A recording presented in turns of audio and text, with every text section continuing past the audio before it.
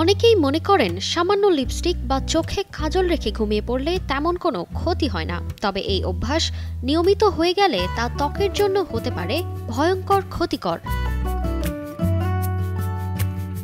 দিনের শেষে ক্লান্তিতে মেকআপ তুলতে ইচ্ছা না হলেও ঘুমানোর আগে না তুললে ত্বকের ছিদ্রগুলো বন্ধ হয়ে যায়, ফলে ঘাম বের হতে পারে না এবং ত্বকে পর্যাপ্ত অক্সিজেন পৌঁছায় না।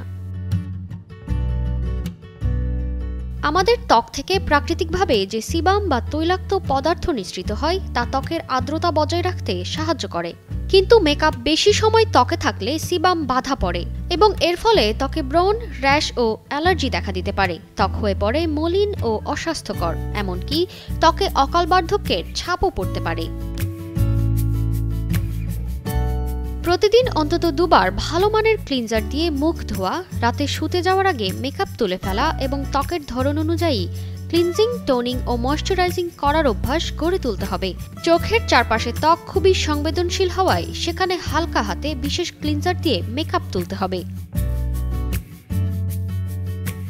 সুন্দর ও স্বাস্থ্যোজ্জ্বল ত্বক পেতে হলে শুধু প্রসাধনী ব্যবহার নয়, বরং রাতে ত্বকের পরিচর্যাও আপনার সৌন্দর্য রক্ষার গুরুত্বপূর্ণ অংশ। তারতিবা ফারুহি, কালের কণ্ঠ।